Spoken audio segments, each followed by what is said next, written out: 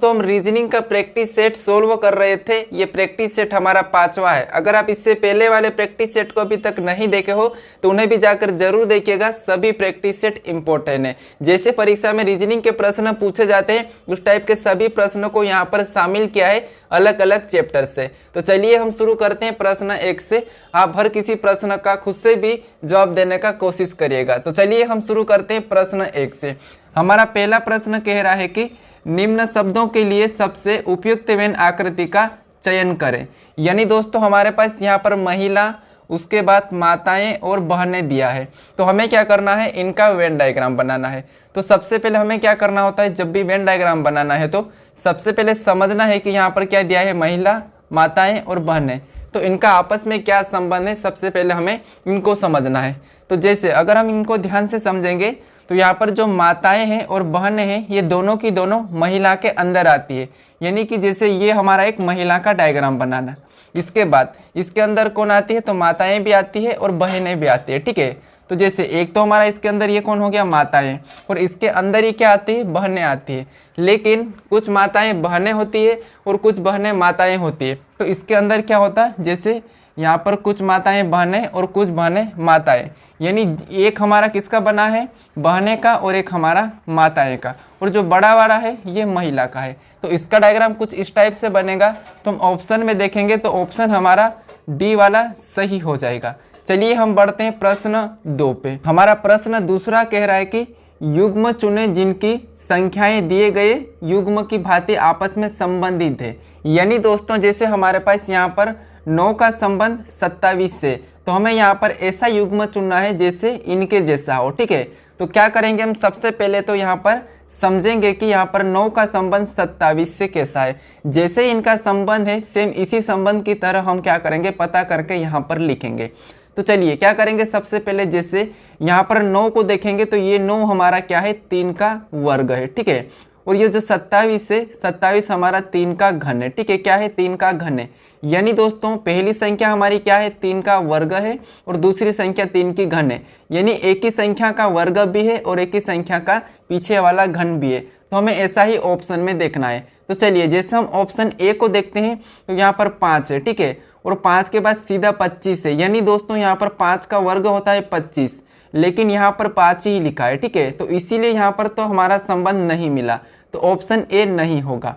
इसके बाद हम ऑप्शन बी को देखेंगे तो जैसे 8, और 8 का वर्ग क्या होता है, 64, तो उसने क्या लिखा है, 8 के वर्ग को ही लिखा है। यानी यहाँ पर हमारा यहाँ पर भी इसका संबंध नहीं मिला है। अगर हम इसे ध्यान से देखेंगे तो जैसे यहाँ पर ये जो 8 है ये क्या है, 2 का घन है। ठीक है, और ये 64 है ये क्या है, 4 का घन है। यानी दोस्तों यहाँ पर भी हमें इसके जैसा संबंध नहीं मिला है, तो हम इसे भी नहीं लेंगे। ठीक है, तो हमारा ऑप्शन बी भी गलत होगा। इसके बाद ऑप्शन सी को चेक करेंगे तो यहाँ पर देखिए 15 और 135 दिया है, लेकिन यहाँ पर 135 किसी का घन और किसी का वर्ग नहीं होता है, तो इसीलिए ऑप्शन हमारा सी भी नहीं होगा। इसके बाद हम ऑप्शन डी को देखेंगे तो देखिए 81 हमारा दिया है, ये है 9 का वर्ग। ठीक है, उसके बाद यहाँ पर 729 है, तो ये 9 का घन है। यानी दोस्तों हमारा एक वर्ग है और एक घन है, तो हमारा यही वाला ऑप्शन क्या होगा, सही हो जाएगा। यानी कि ऑप्शन डी हमारा सही हो जाएगा। तो यहाँ पर क्या आएगा, 81 और 729, तो ऑप्शन हमारा डी वाला सही हो जाएगा। चलिए हम बढ़ते हैं प्रश्न 3 पे। तो हमारा प्रश्न तीसरा का है कि यहाँ पर एक तस्वीर देखकर वंदना ने कहा कि वह मेरी नानी के एकमात्र बेटे की एकमात्र बेटी की तरह दिखती है। तो वंदना उसका जिक्र क्या कर रही है, ठीक है, वो किसका जिक्र कर रही है, ये प्रश्न पूछा है। तो हमें क्या करना है, सबसे पहले जैसे एक तस्वीर देखकर वंदना ने कहा, यानी दोस्तों मान लीजिए एक तस्वीर को वंदना ने देखा और कहा कि वह मेरी नानी के, जैसे मान लीजिए ये कौन है, वंदना है, और वंदना की नानी मतलब पहले तो उसकी माँ होगी। ठीक है, ये इसकी माँ है, और यहाँ पर कहा है कि वह मेरी नानी के एकमात्र बेटे, यानी पहले तो उसकी माँ होगी फिर उसकी माँ की माँ होगी, वो उसकी वंदना की नानी होगी। ठीक है, तो इसने कहा कि मेरी नानी के एकमात्र बेटे, यानी यहाँ पर ये इसका बेटा हो गया है। ठीक है, एकमात्र बेटे की एकमात्र बेटी, यानी कि इसकी एक और बेटी। ठीक है, किसकी, इसकी नानी की एकमात्र बेटे की बेटी ये है। ठीक है, तो वह यहाँ पर कहा है कि तरह दिखती है, यानी कि ये क्या कह रही है वंदना कि वह मेरी नानी के एकमात्र बेटे की एकमात्र बेटी की तरह दिखती है। तो वंदना किसका जिक्र कर रही है?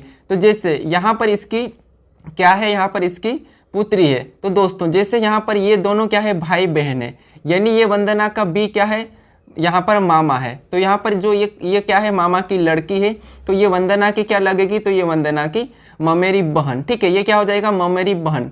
तो ऑप्शन में देखेंगे तो ऑप्शन हमारे डी में दिया है, तो ऑप्शन डी वाला हमारा सही जवाब हो जाएगा, यानी वंदना इसकी ममेरी बहन की जिक्र कर रही थी। चलिए हम बढ़ते हैं प्रश्न 4 पे। हमारा चौथे नंबर का प्रश्न कह रहा है कि प्रश्नवाचक चिन्ह के स्थान पर अनुपस्थित अंक ज्ञात कीजिए। यानी दोस्तों हमारे पास यहाँ पर प्रश्नवाचक चिन्ह दिया है, तो हमें यहाँ पर बताना है कि कौन सी संख्या भरी जाएगी। तो हमें क्या करना है, सबसे पहले पता करना है कि बाकी की संख्या कैसे लिखे। जैसे एक तरीका है, हम क्या कर सकते हैं यहाँ पर, या फिर इन संख्या को ऐसे भी देख सकते हैं जैसे ये संख्या कैसे बढ़ रही है, या फिर इनको आमने सामने। अगर हम ऐसे देखेंगे तो यहाँ पर 3 प्लस हुआ है, उसके बाद 1, फिर यहाँ पर माइनस हो रहा है, फिर प्लस हुआ है, तो हम ऐसे नहीं देखेंगे। इसके बाद हम क्या कर सकते हैं, इसे आमने सामने दे सकते हैं। जैसे यहाँ पर हम देखेंगे यहाँ से सामने, तो यहाँ पर 3 लिखा, यानी कि 2 का अगर हम क्या करेंगे, 2 गुना करेंगे। ठीक है, तो 2 का 2 गुना करेंगे तो 4, और 4 में से 1 को माइनस करेंगे तो 3, और 3 यहाँ पर दिया है। ठीक है, उसके बाद इसका भी हम क्या करेंगे, सामने क्या करेंगे, यानी कि 5 का पहले 2 गुना करेंगे, तो 5 का 2 गुना होता है 10, और 10 में से भी -1 को कर लेंगे तो यहाँ पर 9 होते हैं, और 9 भी यहाँ पर दिया है, यहाँ पर 3 दिया है और 9 दिया है। सेम उसी तरह से यहाँ पर भी क्या करेंगे, 6 का 2 गुना करेंगे। जैसे 6 का 2 गुना करेंगे तो कितने होंगे, 12, और 12 में से क्या करेंगे, -1, तो 12 में से -1 करेंगे तो कितने होंगे, 11, और 11 भी यहाँ पर दिया है। तो अब देखिए हमारा प्रश्नवाचक चिन्ह यहाँ पर है, तो हम क्या करेंगे, 7 का 2 गुना कर लेंगे। जैसे 7 का 2 गुना करेंगे तो होते हैं 14, और 14 में क्या करेंगे, -1 को कर लेंगे। तो जब 14 में -1 करेंगे तो कितने होंगे, 13, यानी कि 13 हमारा क्या होगा, सही जवाब होगा, यानी यहाँ पर 13 आएगा। ठीक है, तो ऑप्शन में देखेंगे तो ऑप्शन हमारा पहला वाला सही हो जाएगा। चलिए हम बढ़ते हैं प्रश्न 5 पे। हमारा 5वें नंबर का प्रश्न कह रहा है कि श्याम पश्चिम की ओर सम्मुख है, यानी कि श्याम का पश्चिम की ओर सम्मुख है। ठीक है, वह पहले दाईं ओर फिर बाईं ओर मुड़ जाता है। अब वह किस दिशा की ओर जा रहा है। ठीक है, ये प्रश्न पूछा है। तो चलिए, जैसे दिशा आपको पता होना चाहिए कि कैसी होती है। तो जैसे दिशा सबसे ऊपर होता है उत्तर, और नीचे होता है दक्षिण, और राइट में होता है पूर्व, और लेफ्ट में होता है पश्चिम। ठीक है, ये दिशा है।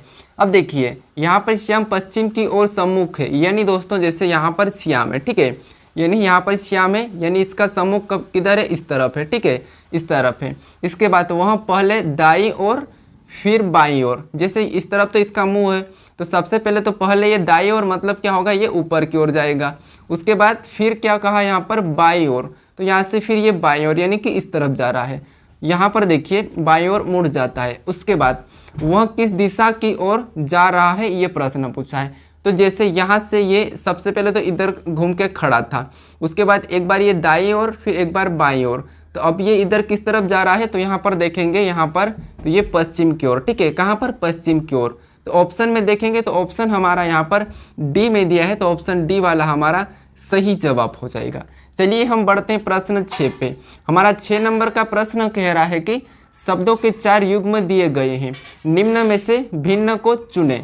यानी दोस्तों हमारे पास 4 शब्द दिए हैं, उसमें से हमें एक भिन्न को चुनना है, यानी एक अलग है। तो क्या करेंगे, यहाँ पर शब्दों को ध्यान से देखेंगे और हम सोचेंगे कि यहाँ पर अलग कौन सा है। तो जैसे सबसे पहले हमें ऑप्शन में दिया है कोकीन, फिर दिया है कैफीन, फिर निकोटीन, फिर हेरोइन। यानी दोस्तों देखिए अगर यहाँ पर बात करते हैं तो यहाँ पर ये जो क्या है, कोकीन है, एक यहाँ पर नशेला पदार्थ है। ठीक है, फिर निकोटीन भी नशेला है, और यहाँ पर हीरोइन भी। ठीक है, हीरोइन भी। तो यहाँ पर कैफीन हमारा क्या है, ये चाय में पाया जाता है, तो ये हमारा अलग हो जाएगा, यानी हमें यहाँ पर एक भिन्न को पूछा था, तो हमारा ऑप्शन बी वाला सही हो जाएगा। ठीक है, चलिए हम बढ़ते हैं प्रश्न 7 पे। हमारा 7वें नंबर का प्रश्न कह रहा है कि दिए गए अक्षर समूह के संबंधित युग्म के आधार पर अनुपस्थित पद का चयन करें। यानी दोस्तों हमें क्या करना है, यहाँ पर एनोलॉजी का है, शब्द एनोलॉजी का। तो सबसे पहले हमें क्या करना है, यहाँ पर इसका पता करना है, फिर इसका बताना है। यानी जैसे यहाँ पर BFK का संबंध IMR से है, तो हमें DGP का संबंध बताना है। तो सबसे पहले हम पता करेंगे कि यहाँ पर BFK यहाँ पर इसका संबंध आई एम आर से कैसे है। तो जैसे यहाँ पर बी से बना है आई और एफ से बना है एम और के से बना है आर, एक एक का हम पता करेंगे। तो इनके नंबर की बात करते तो बी आता है 2 नंबर पे, फिर एफ आता है 6 नंबर पे, उसके बाद के आता है यहाँ पर 11 नंबर पे। सेम उसी तरह से यहाँ पर देखते हैं तो आई आता है 9 नंबर पे, एम आता है 13 नंबर पे, उसके बाद आर आता है 18 नंबर पे।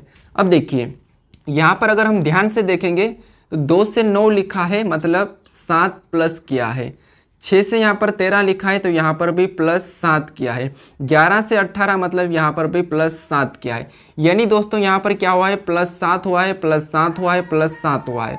तो हम भी यहाँ पर प्लस 7 करेंगे तो डी 4 नंबर पे आता है और प्लस 7 करेंगे तो 11 हो जाएंगे, और 11 नंबर पे क्या आता है तो 11 पे आता है के।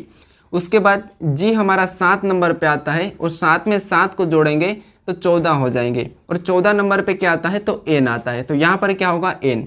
उसके बाद पी आता है 16 नंबर पे, उस 16 में 7 को जोड़ेंगे तो हमारे 23 होंगे, और 23 नंबर पे क्या आता है डब्ल्यू, तो यहाँ पर क्या होगा डब्ल्यू, यानी इस वाले स्थान पर हमारा के एन डब्ल्यू आएगा। अब ऑप्शन में देखेंगे के एन डब्ल्यू, तो हमारा ऑप्शन बी में दिया है तो ऑप्शन बी वाला हमारा सही हो जाएगा। चलिए हम बढ़ते हैं प्रश्न 8 पे।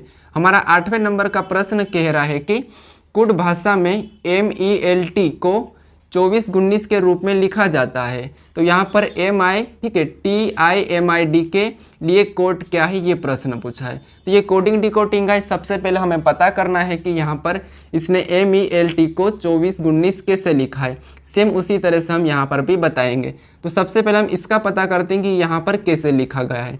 तो चलिए, जैसे जब भी हमें लेटर का दिया हुआ रहता है उसका अंकों में लिखा है तो हमें क्या करना है, उन लेटर को अंकों में कन्वर्ट करना है। जैसे यहाँ पर एम है 13 नंबर पे आता है, उसके बाद ई दिया है तो ई हमारा 5 नंबर पे आता है, यहाँ पर एल दिया है तो एल आता है 12 नंबर पे, टी दिया है तो टी आता है 20 नंबर पे, ठीक है। इनके हमने क्या लिखा अंक।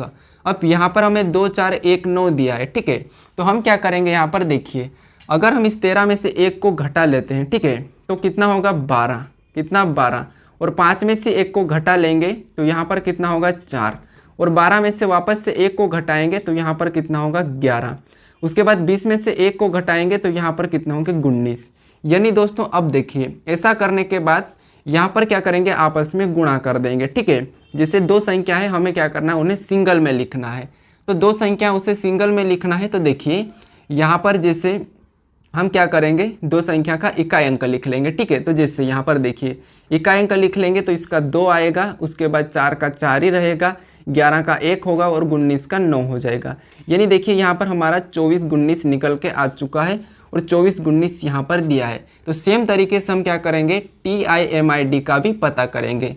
तो जैसे यहाँ पर टी हमारा आता है 20 नंबर पे, उसके बाद आई हमारा आता है 9 नंबर पे, उसके बाद एम आता है 13 नंबर पे, और आई आता है 9 नंबर पे, और डी आता है 4 नंबर पे। अब देखिए हमें क्या करना है, सबसे पहले तो इसमें से एक एक घटाना है। जैसे यहाँ पर 1 घटाएंगे 20 में से तो कितना होगा 19, और 9 में से 1 घटाएंगे तो यहाँ पर कितना होगा 8, और 13 में से 1 को घटाएंगे तो यहाँ पर कितना होंगे 12, और 9 में से 1 को घटाएंगे तो 8, उसके बाद 4 में से 1 को घटाएंगे तो यहाँ पर 3। अब हमें क्या करना है, इकाई अंक लिख लेना है। जैसे 19 का लिखेंगे तो 9, 8 का 8 ही होगा, 12 का 2 होगा, 8 का 8 ही होगा, और 3 का 3 ही होगा। यानी दोस्तों हमारा यहाँ पर क्या आया है, तो 98 28 3। ये ऑप्शन में देखेंगे 98 28 3, तो हमारा ऑप्शन पहले वाले में दिया है तो ऑप्शन हमारा पहला वाला सही हो जाएगा, ठीक है। 8वें नंबर प्रश्न का ऑप्शन पहला हमारा सही होगा। अब चलिए हम बढ़ते हैं प्रश्न यहाँ पर 9 की ओर। हमारा 9वें नंबर का प्रश्न दिया है कि दी गई आकृति को पूरा कीजिए। यानी दोस्तों हमारे पास यहाँ पर एक प्रश्नवाचक चिन्ह दिया है, तो यहाँ पर हमें इस आकृति को क्या करना है, पूरा करना है। तो चलिए हम कौन सा ऑप्शन को रखेंगे कि हमारे पास ये आकृति पूरी हो जाएगी। जैसे सबसे पहले हमें क्या करना है, पहला वाला यहाँ पर गोल देखना है, ठीक है। जैसे यहाँ पर गोल से पूरा होगा। अब देखिए यहाँ पर हम क्या करेंगे, गोल का देखेंगे, तो यहाँ पर गोल का देखिए, जैसे ये गोल है तो गोल देखेंगे तो यहाँ पर नहीं है तो ऑप्शन ए नहीं होगा। फिर हमारा ऑप्शन बी सी में तो दिया है। उसके बाद हमें यहाँ पर ये वाली लाइन पूरी करना है, ठीक है। तो ये वाली लाइन तो यहाँ पर नहीं दी है तो ये भी नहीं होगा। अब उसके बाद अब ये वाली लाइन के बाद यहाँ पर क्या दिया है, तो देखिए यहाँ से लाइन यहाँ से अंदर से होकर ये जा रही है, उसके बाद यहाँ पर ऐसा बनेगा, ठीक है, ये वाला। अब ये वाला ऑप्शन में देखेंगे तो देखिए यहाँ पर तो पूरी लाइन आगे जा रही है, तो ये नहीं होगा। अब बचा अपने पास ऑप्शन बी, तो ऑप्शन बी ही हमारा क्या होगा, सही जवाब हो जाएगा। तो चलिए ऑप्शन बी हमारा यहाँ पर सही जवाब है। अब बढ़ते हैं प्रश्न हम 10 पे। अब 10वें नंबर का प्रश्न हमें कह रहा है कि दिए गए वर्ण समूह से संबंधित युग्मक में अनुपस्थित पद का पता लगाइए। यानी दोस्तों जैसे रामा का संबंध महाराज से है तो हमें सीता का बताना है। तो देखिए ये भी एनोलॉजी का है, हमें क्या करना है, सबसे पहले पता करना है कि यहाँ पर रामा का संबंध महाराज से कैसे, उसी तरह हमें सीता का बताना है। तो चलिए अगर हम इन्हें ध्यान से देखेंगे तो यहाँ पर जो वर्ड यहाँ पर दिया है वही यहाँ पर भी है। तो हम क्या कर सकते हैं, इनको पलट सकते हैं। जैसे यहाँ पर इसने एम को पहले लिखा है तो एम को लिख लेंगे, उसके बाद इसने ए को लिखा है तो देखिए ए को क्या करेंगे, यहाँ पर इस ए को यहाँ पर लिख लेंगे। उसके बाद आर को लिखा है तो इस आर को इधर पलट के ले आया है, उसके बाद यहाँ पर इस पीछे वाले को सीधा ही लिखा है। तो यहाँ पर हमारा क्या बना है, मारा शब्द बना है और यहाँ पर दिया है, ठीक है। तो ऐसा ही हम करेंगे, सबसे हम क्या करेंगे, तीसरे नंबर वाले को आगे लिखेंगे तो टी, उसके बाद दूसरे नंबर वाले को लिखेंगे तो आई, उसके बाद पहले नंबर वाले को लिखेंगे तो एस, उसके बाद लास्ट वाले को वैसा ही लिख लेंगे। तो यहाँ पर हमारा बना है TISA।